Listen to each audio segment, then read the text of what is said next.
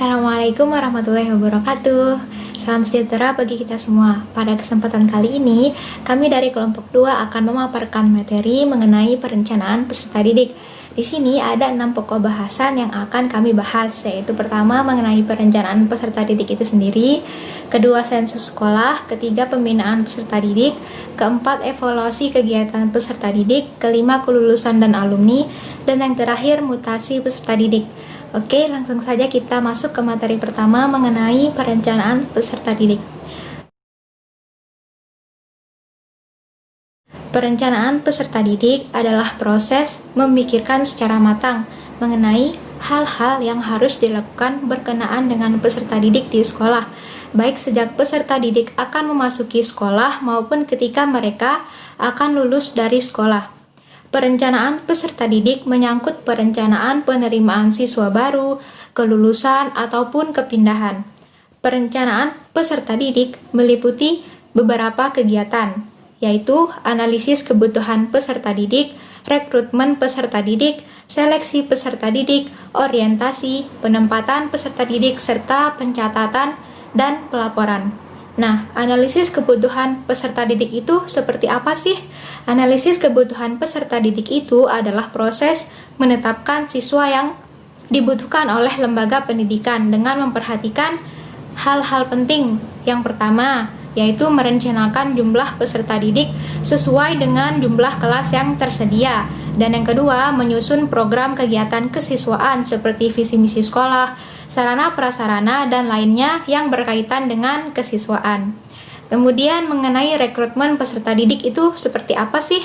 Rekrutmen peserta didik adalah proses pencarian atau penentuan peserta didik yang akan menjadi peserta didik di lembaga pendidikan yang bersangkutan. Langkah perekrutan itu terdiri dari pembentukan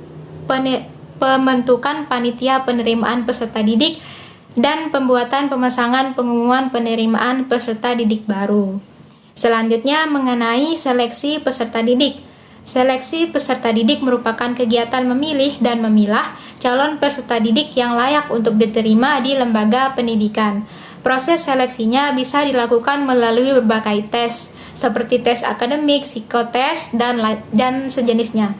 Selanjutnya, mengenai orientasi. Orientasi merupakan kegiatan mengenalkan situasi dan kondisi lembaga pendidikan tempat peserta didik menempuh pendidikan. Kemudian mengenai penempatan peserta didik. Penempatan peserta didik merupakan pembagian peserta didik yang dilakukan dengan cara pembagian kelas. Tujuannya agar proses belajar mengajar menjadi lebih efektif dan efisien. Dan yang terakhir mengenai pencatatan dan pelaporan. Pencatatan yang dimaksud adalah mencatat hal-hal yang dianggap penting yang ada pada diri seorang peserta didik. Dan pelaporan adalah melaporkan hal-hal yang telah dicatat kepada pihak ketertiban dan bimbingan konseling. Tujuannya agar lembaga pendidikan mampu memberikan bimbingan secara maksimal kepada peserta didik. Nah, itulah tadi pemaparan mengenai perencanaan peserta didik. Kurang lebihnya mohon dimaafkan, dan materi selanjutnya akan disampaikan oleh rekan-rekan saya. Terima kasih. Baiklah, saya akan melanjutkan materi mengenai sensus sekolah, di mana sensus sekolah adalah suatu aktivitas yang bermaksud mengumpulkan informasi mengenai anak usia sekolah di suatu daerah atau area tertentu. Dari data hasil sensus tersebut dipergunakan untuk merencanakan layanan kepada peserta didik.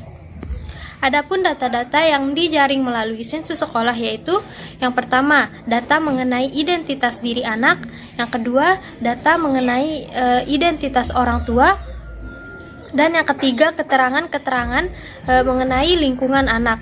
Nah, penanggung jawab sensus sekolah secara formal adalah kepala sekolah, sedangkan tanggung jawab materialnya adalah wakil kepala sekolah urusan peserta didik. Sedangkan yang dapat dijadikan sebagai tenaga sensus tersebut adalah tenaga kependidikan di sekolah. Selanjutnya, fungsi umum sensus sekolah adalah sebagai dasar pembagian anggaran belanja dan sarana untuk mendapatkan dana bantuan pendidikan. Sedangkan fungsi khusus sensus sekolah banyak dikemukakan para ahli sesuai sudut pandang dan latar belakang serta daerah mereka. Salah satunya menurut Kelvin Grieder tahun 1981, fungsi khusus sensus sekolah adalah sebagai berikut. Yang pertama, penentuan kebutuhan program sekolah. Yang kedua, penentuan bidang school attendance. Yang ketiga, pemberian fasilitas transportasi. Yang keempat, perencanaan program pendidikan dan pelayanan dan melayani kebutuhan-kebutuhan yang diperlukan. Yang kelima, membuat persyaratan kehadiran dan undang-undang kerja bagi anak. Keenam, menyediakan fasilitas pendidikan. 7, menganalisis kemajuan daerah sekolah setempat. 8, mengadakan pendaftaran terhadap sekolah privat. Dan terakhir, mendapatkan informasi dari berbagai macam kesejahteraan masyarakat, yayasan, dan sebagainya. Sekian dari saya. Terima kasih. Wassalamualaikum warahmatullahi wabarakatuh.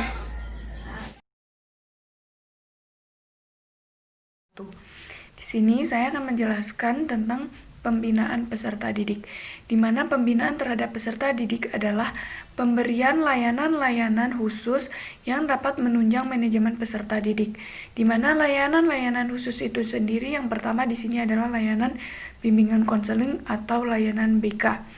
Layanan BK merupakan proses pemberian dan masukan kepada siswa agar dapat berkembang secara optimal sehingga anak didik bisa bertindak dan bersikap sesuai dengan tuntutan dan situasi lingkungan sekolah, masyarakat maupun keluarga. Di sini fungsi bimbingan adalah membantu peserta didik dalam memilih jenis sekolah lanjutannya, memilih program, lapangan pekerjaan sesuai bakat, minat, dan kemampuan.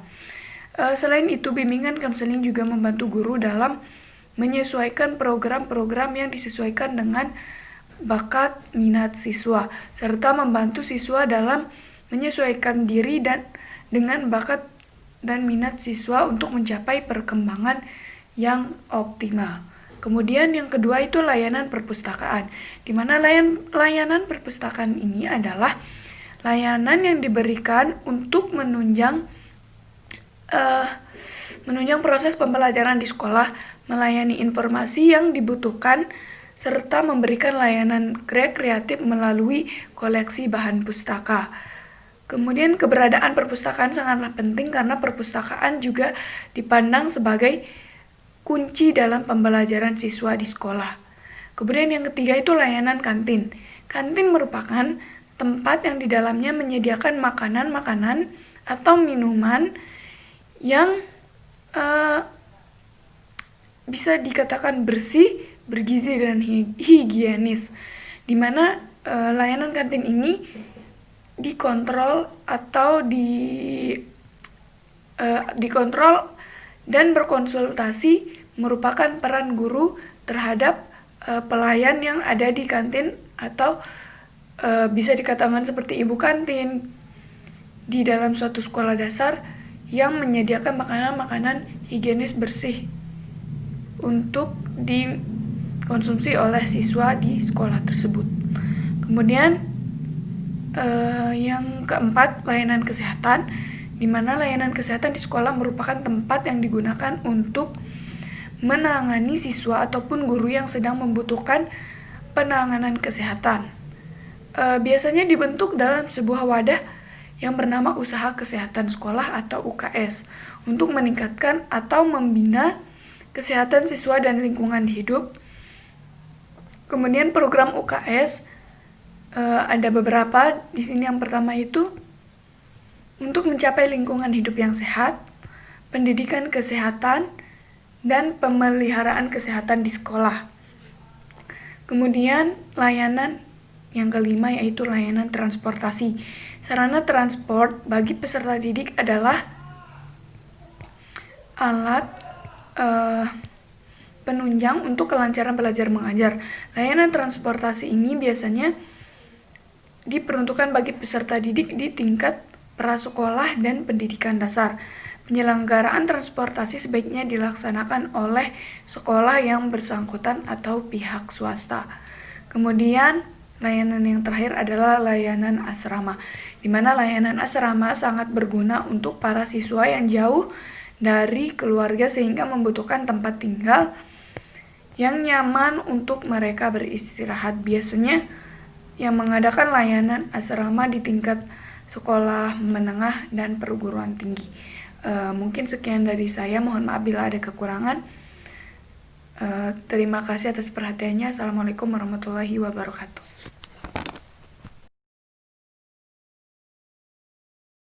Saya, Besinta Apriliana, akan menjelaskan tentang evaluasi peserta didik. Evaluasi adalah suatu kegiatan di mana menilai proses dari kegiatan. Nah, di sini berarti evaluasi peserta didik adalah menilai proses dan hasil pembelajaran yang dilakukan oleh peserta didik. Evaluasi bertujuan untuk melihat hasil dari perkembangan yang telah dilakukan peserta didik selama proses pembelajaran, yang dimana juga tujuan evaluasi peserta didik menurut Saiful adalah yang pertama, mengumpulkan data-data yang membuktikan taraf kemajuan peserta didik dalam mencapai tujuan yang diharapkan. Yang kedua, memungkinkan pendidik atau guru menilai aktivitas pengalaman yang didapat, dan ketiga itu menilai metode mengajar yang digunakan, di mana tujuan khusus dari evaluasi peserta didik adalah merangsang kegiatan peserta didik, menemukan sebab-sebab kemajuan atau kegagalan dari peserta didik. Yang ketiga itu memberikan bimbingan yang sesuai dengan kebutuhan peserta didik, dan yang keempat adalah untuk memperbaiki mutu pembelajaran. Di sini mutu pembelajaran adalah bagaimana hasil dari guru tersebut, apakah sudah menghasilkan atau tidak. Dilihat dari tujuannya, evaluasi memiliki beberapa fungsi. Yang pertama yaitu ada fungsi selektif, yang dimana dilakukan dengan cara mengadakan seleksi atau penilaian terhadap peserta didiknya. Yang kedua, fungsi diagnosis, yaitu fungsi dilakukan dengan melibatkan hasil evaluasi yang telah dilakukan guru sehingga dapat mengetahui kelemahan peserta didik atau kemajuan yang dilakukan oleh peserta didik. Yang ketiga yaitu ada fungsi penempatan, fungsi yang lebih bersifat melayani perbedaan kemajuan peserta didik. Nah, yang keempat di sini ada fungsi pengukuran keberhasilan program. Evaluasi ini dilakukan dua cara, yaitu tes dan non-tes. Nah, di sini yang tes diagnostiknya seperti tes yang digunakan untuk mengetahui kelemahan peserta didik sehingga berdasarkan kelemahan tersebut dapat dilakukannya pemberian perlakuan yang tepat atau yang sesuai dengan yang dialami. Nah, di sini juga ada tes formatif, yaitu evaluasi formatif dimaksudkan untuk mengetahui sejauh mana peserta didik telah terbentuk setelah mengikuti suatu program tertentu.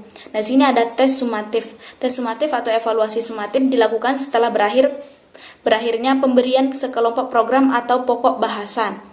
Nah, di sini juga ada program remedial, di mana pengajar remedial adalah suatu bentuk khusus pengajaran yang ditujukan untuk menyembuhkan atau memperbaiki sebagian atau keseluruhan kesulitan belajar yang dihadapi oleh peserta didik. Dan juga di sini adapun tujuan pengajaran remedial, yaitu secara umum pengajaran remedial bertujuan agar peserta didik yang mengalami kesulitan belajar dapat mencapai prestasi belajar yang diharapkan. Yang kedua itu secara khusus pengajaran remedial bertujuan agar peserta didik memahami, dapat mengubah, dapat memilih, dapat mengatasi hambatannya, dan dapat mengembangkan sikap-sikap dan kebiasaan yang tidak baik. Dan terakhir itu dapat melaksanakan tugas-tugas belajar yang telah diberikan. Di sini juga ada program pengayaan.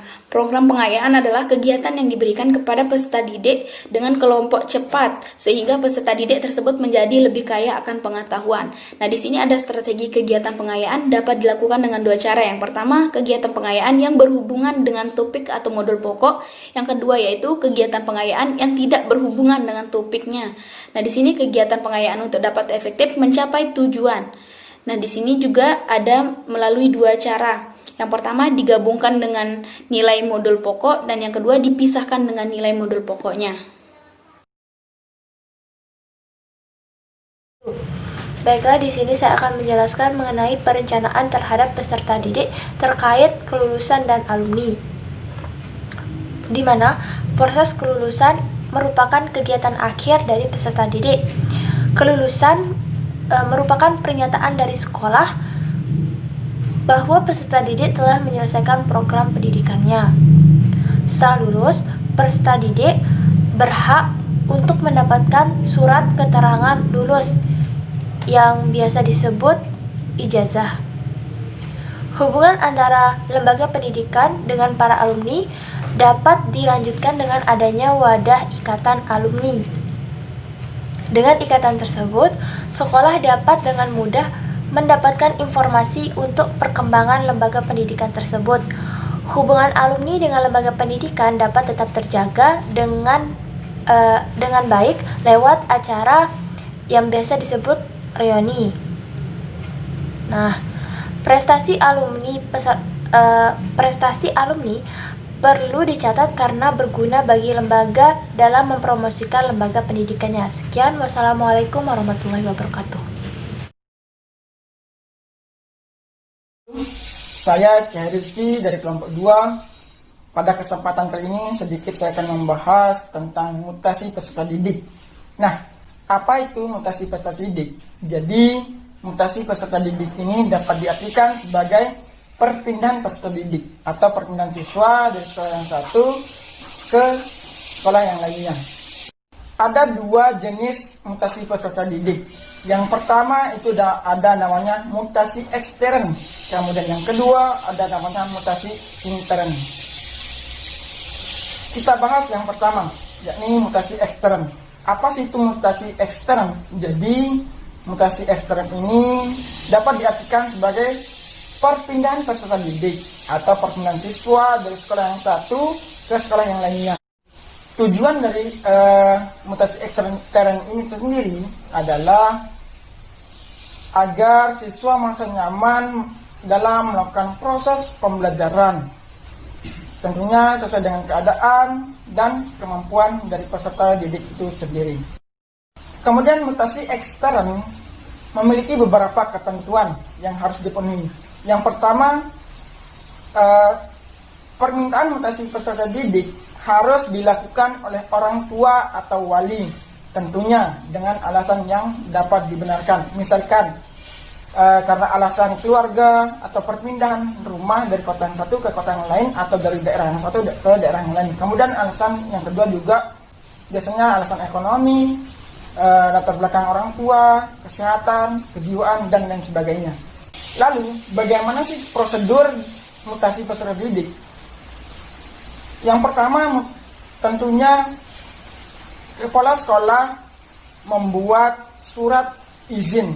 Jika tidak ada surat izin dari kepala sekolah, maka mutasi peserta didik tidak boleh dilakukan. Kemudian yang kedua, surat keterangan pindah tersebut harus diketahui oleh kantor wilayah pendidikan nasional yang akan ditinggalkan maupun yang akan dituju. Kemudian alasan-alasan mutasi peserta didik. Biasanya alasan-alasan yang sering muncul itu seperti alasan keluarga, alasan ekonomi, kemudian agama, kejiwaan, dan lain sebagainya. Adapun syarat-syarat dari mutasi ekstern, yang pertama harus menyerahkan rapot, kemudian yang kedua menyerahkan surat keterangan pindah dari sekolah asal ke sekolah yang akan dituju. Kemudian syarat yang ketiga, yakni harus memenuhi syarat atau ketentuan-ketentuan dari sekolah yang akan dituju. Biasanya ketika ada peserta didik baru, maka sekolah yang akan dituju harus melakukan tes masuk apakah peserta didik ini layak untuk masuk atau bergabung di SD barunya ataukah tidak. Itu tadi penjelasan mengenai mutasi ekstern.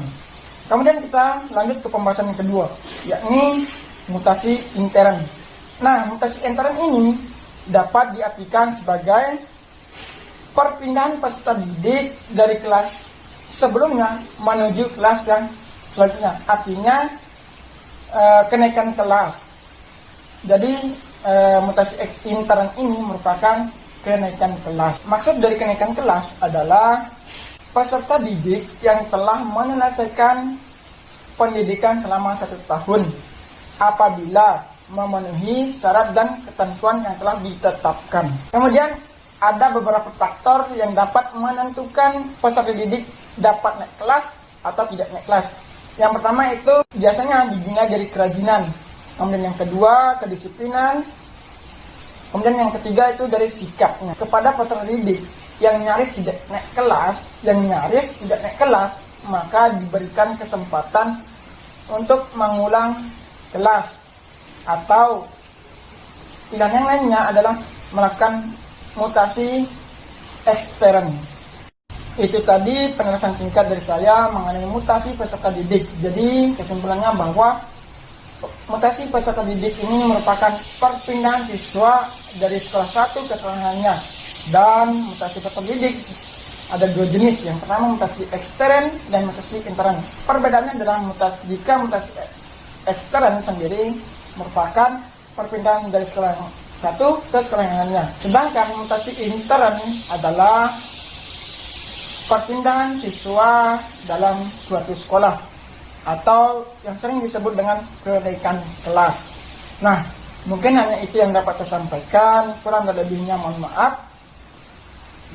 Assalamualaikum warahmatullahi wabarakatuh.